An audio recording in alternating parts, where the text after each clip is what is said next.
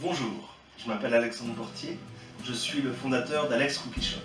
Aujourd'hui, je vais vous présenter une recette de cookies chocolat noisette. Donc pour cette recette, on va se servir de 250 g de beurre bien froid, 275 de sucre cassonade et 225 de sucre blanc. En fait, le fait de rajouter plus de cassonade va donner un côté plus sablé au biscuit. Et donc on peut jouer sur la texture du biscuit avec les deux sucres. On a des noisettes qu'on va concasser au mortier, 10 g de sucre de Guérande, 200 g de chocolat et 475 g de farine. On va commencer par travailler le beurre. Et donc un beurre froid et dur, et on va essayer de le briser à la fin, en mettant notre poids et notre force. Voilà.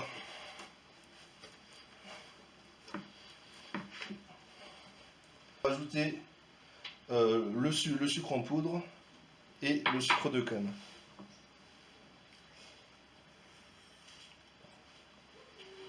Avec ça, on rajoute le sel de Guérande et on est parti pour mélanger le tout en une pâte homogène. L'idée, c'est que ce soit vraiment pas liquide, quoi. Voilà. L'idée, c'est aussi que j'appuie très fort pour briser les morceaux de beurre qui restent. Donc là, on va rajouter 2 œufs, on va les casser et on va les incorporer un par un à cette mixture. L'idée, c'est d'aller assez vite quand on mélange le tout pour que le beurre reste froid. Le fait d'aller vite, ça va aussi dissoudre légèrement le sucre dans la matière liquide, ainsi que le sel de Guérande, ce qui va mieux le répartir dans la pâte.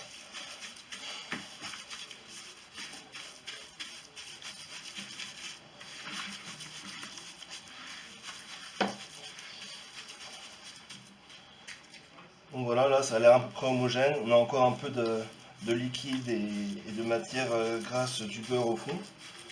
Mais je pense qu'on peut incorporer le deuxième œuf. Et c'est aussi à ce moment-là que j'incorpore de l'arôme de vanille. Alors le must c'est d'avoir des gousses de vanille bien fraîches et de les mettre dans du sucre en poudre, une gousse pour 200 g, et ça vous fait du sucre vanillé. En fait, ça infuse la vanille dans le sucre. Au bout de 3 semaines, on a un sucre vanillé avec un goût extra. Mais bon, j'essaie de faire des cookies à des prix raisonnables, donc on part sur de l'arôme de vanille. Donc là, je mets à peu près une cuillère à soupe pour ces quantités d'ingrédients. Donc là, on a quelque chose de quand même assez liquide. Une étape importante, c'est de tamiser la farine. L'idée, c'est de la tamiser d'assez haut pour l'oxygéner et briser les grumeaux. Voilà, donc il n'y a pas que l'idée de briser les grumeaux qui est importante dans le tamisage de la farine. En plus, ça va nous aider à empêcher la création d'un réseau de gluten qui malheureusement empêchera les cookies dans leur structure de gonfler et de devenir légers.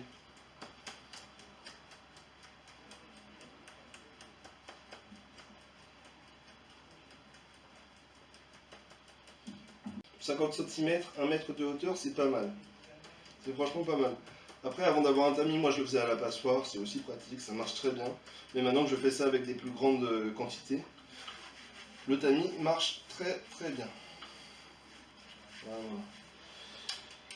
Avec la farine, je vais aussi rajouter une pincée, vraiment une pincée, pas plus, de levure chimique.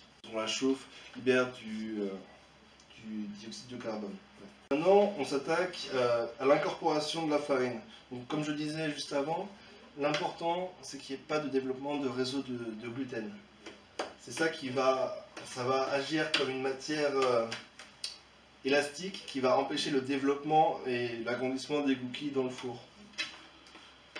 Et donc pour ça, il faut incorporer la farine dans la pâte en repliant la pâte sur elle-même, enfin en faisant ces gestes-là très précisément avec une corne, ou alors sur un plan de travail avec le dos d'un couteau. Mais si on malaxe la pâte, ça va nous donner quelque chose de très compact, peut-être un peu plus joli de manière extérieure, mais ça va nous donner quelque chose de vraiment qui ne va pas gonfler au four, qui va être beaucoup moins léger et appétissant. Un bon cookie, ça se détermine par deux choses, c'est le goût et la structure. Et pour une bonne structure, il faut un bon travail des ingrédients, la farine, le sucre, le beurre, les œufs. Et pour le goût, il n'y a pas 36 000 solutions, il faut de la qualité dans les ingrédients. Donc là, on arrive à quelque chose qui devient assez homogène. On a peu de farine qui reste sur le bord. Et on va bientôt arriver à l'étape de phrasage. Qu'est-ce que c'est que le phrasage? Vous allez me demander. Le phrasage, c'est ce qu'on a fait tout à l'heure avec le beurre et le sucre. C'est-à-dire qu'on met une pression sur la pâte de manière à vraiment pas la travailler. On la rend si fine que on met le doigt et c'est directement le récipient. Mais on met une grosse pression qui va finir d'incorporer les ingrédients. Mais en même temps, on la rend tellement fine qu'il n'y a pas de liaison qui se crée entre les ingrédients et donc il ne va pas y avoir de... On va limiter le développement du réseau glutinique. Chose de quasiment parfait. Ce que je vais ensuite faire, c'est, dernière étape avant la cuisson, c'est incorporer les 200 g de chocolat et les 100 g de noisettes qui me restent à piler au mortier. On passe au pilage des noisettes. Donc là, on a une bonne odeur sympathique de noisettes. J'arrive pas à être très régulier, mais en gros, on a des bouts qui représentent à peu près la moitié, voire un tiers d'une noisette, et on a de la poudre. Donc je pense que je vais m'arrêter là. Ça va être bien pour des petites bouchées. Et je vais l'incorporer dans mon bol en même temps que les pépites de chocolat. Alors quelque chose de très important dans ce que je fais, c'est que à chaque fois, je me lave les mains à chaque étape, mais il y a quelque chose qui importe, c'est avant de se laver les mains, on essaie quand même de se débarrasser de tout ce qu'on a sur les doigts, parce que le grammage que j'ai fait, il est vraiment assez précis, et donc ce qu'on perd va influencer la structure de nos cookies, quoi. Et ils vont être moins bons, malheureusement. Voilà, donc là je vais incorporer les pépites et les noisettes à la corne. Donc l'idée, c'est que ma main droite ne bouge presque pas et ma main gauche fait tourner le bol, histoire d'avoir accès à toute la pâte. On a quelque chose de très homogène, ça a l'air pas mal. Il n'y a pas de problème de structure, il n'y a pas de liquide en trop, il n'y a pas de farine en trop non plus. On est vraiment pas mal. Ce que je vais faire maintenant, c'est que je vais demander à ma fidèle assistante d'allumer le four à 190 degrés. Pendant que je finis d'avoir un truc vraiment parfaitement homogène. Et c'est vraiment important d'avoir des noisettes et du chocolat partout, sinon tout le monde n'aura pas de tout et tout le monde ne sera pas content. Feuille de papier cuisson devant la plaque, toujours. Là, on a la pâte à cookies. Ce que je fais, main droite, pâte à cookies, main gauche égalise et on pose. Et on continue comme ça. L'idée, c'est d'égaliser le plus possible le cookie pour enfin pour en avoir qui vont cuire homogénéiquement, vu qu'ils feront la même taille, et aussi pour en avoir plus. Parce que si on fait des plus gros cookies, on aura moins de quantité et donc on en fera moins. En gros, là, pour une fournée, là c'est des petits cookies que je vais faire avec une petite cuillère à glace. Donc pour une fournée comme ça, on va avoir 70 petits cookies à peu près. Tandis que pour une tournée avec une grande cuillère à glace de taille classique, on aura à peu près 35 cookies. Donc on double le volume. En quinconce, 4, 3, 4. L'idée c'est que je vais devoir finir toutes mes plaques avant de pouvoir les mettre au four. Donc ça reste un exercice de rapidité.